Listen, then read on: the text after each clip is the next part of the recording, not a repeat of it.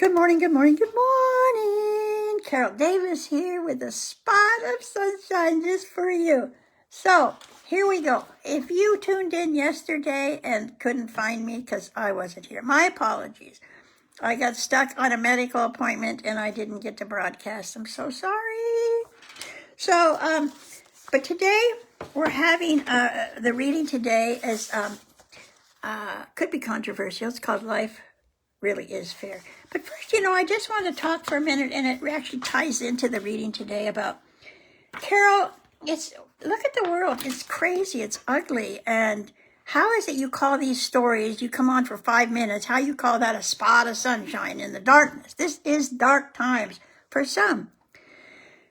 Politically, some people are very, very happy and hopeful and optimistic right now, and other people are very pessimistic and sad and gloomy right now. So think about it. Regardless of, get out of politics, but hi, Marlene, thanks for being here. Attitude is what it's about. My sunshine comes from my perception and my perspective. And we have that no matter what's happening. I mean, just look at it. The world is happening. And then you have right perspective, you have left perspective, you have my perspective, and you and I may not agree. And how we perceive anything, my meal. We can both go to the same restaurant, have the same meal, and one of us will love it and one of us will hate it. It's the same exact meal. We can eat off the same plate. And we might both like it, but bear with me here, making an example. Because it has to do with how we perceive it. We love the steak's perfect or the steak's terrible, or we hate steak, whatever. See? And so why I'm sharing that about it being all perspective is because of my reading today is called Life Really Is Fair. And, it's hard to see that. Right now, it doesn't seem like fair. So it's about, yes, we do get what we give. Hence the age-old adage, do unto others as you would have them do to you. What? It's like, the world sucks. What do you mean, give unto others as you? I've been giving good, and look, the world is crap. But that's my perspective. See, I think what I'm getting is good. I am getting what I gave to the world. I am a result of every thought I've had, everything I've given, every action I've taken, every word I've spoken. I am the result of that. It's a hard one, because if we're looking for dancing through the tulips or whatever, or our person we voted for is not in office or whatever, still my perspective is up to me, and I can do with it what I choose to do. I can go, every day I can get up, another day. Or I can get up, yay, another day. So that's what a spot of sunshine is about.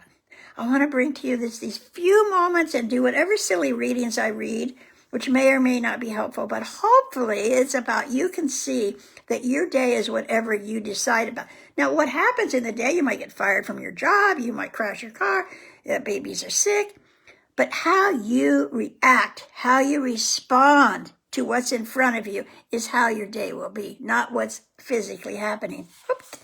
Contact me if that makes no sense whatsoever. But here's the reading, the first reading. It's called Life Really Is Fair. Yes, we do get what we give. Hence the age-old adage, do unto others as you would have them do unto you. I know some people do not believe this to be true, but it is not clear, because it's not clear how it works to them. I once had a very limited and narrow vision of this. I believed you should give me whatever I gave you. Treat me as I treated you. A gives to B, therefore B should give back to A. Well, it might work that way once in a while, but that is rare. Picture a merry-go-round like this.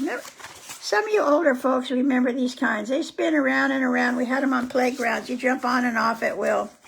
I don't have them anymore. I think a lot of kids got really hurt bad.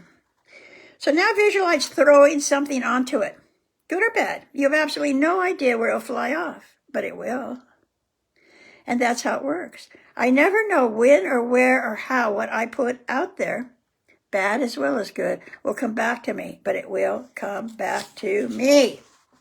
So that's, in that way, life is fair, because it all has to do with my perspective, my attitude, and my, but not technically, not literally. Like, nothing went my way during the election, so life's not fair. Yeah, it is. It went somebody's way. But again, my reaction to life is what I am in charge of. So here's another one about being in charge of my own life. Communication. We often assume another person knows exactly what we mean in our conversations. For example, I love this one. Direct a child to clean his or her room. Go clean your room. Unless you clearly define what clean means to you, the end result will be whatever clean means to the child. The person who receives the instruction, it's their perception, not yours, unless you explain it to them. We also too often assume we know what someone is saying to us. Clarity. Clarify the actual words you hear from the person you are communicating with. Define your terms. Do the words you hear mean the same to you as the one who spoke them? Do not try to be a mind reader or expect anyone to read your mind. It's a big mistake to say, I don't need to clarify anything. I know what I heard. Really? Yes, you may know what you heard, but what does it mean to each of you? There are many examples of not only words, but also whole sentences that can be misunderstood. Here's one example. And this is kind of extreme, but hopefully it makes the point. I invite you to visit me. And you ask, how's the weather? I say, the weather's perfect. So you arrive to visit me, and you are madder than heck because it's 95 degrees. You say, I thought you said it was perfect. I say it is.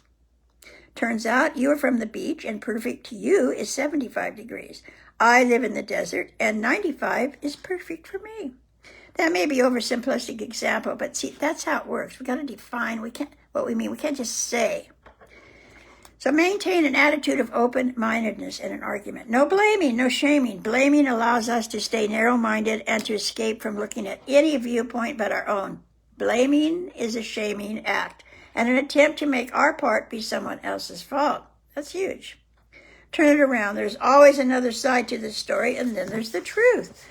I had a therapist once tell me that. I was trying to figure out if my mother was right or I was right. I was obsessed. And she goes, you both are what? She said there's her viewpoint, your viewpoint, and then the viewpoint.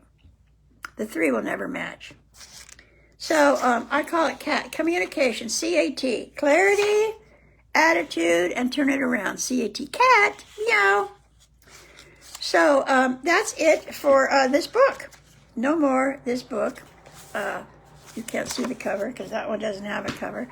But I'll be back tomorrow, hopefully, with another book. I'm going to start a new book tomorrow. Yay! So again, have a beautiful day and know that the day is whatever you decide it will be. How you perceive it, your reaction to it, is what you're in charge of. Nobody can ever take that away from us. Yay! Bye.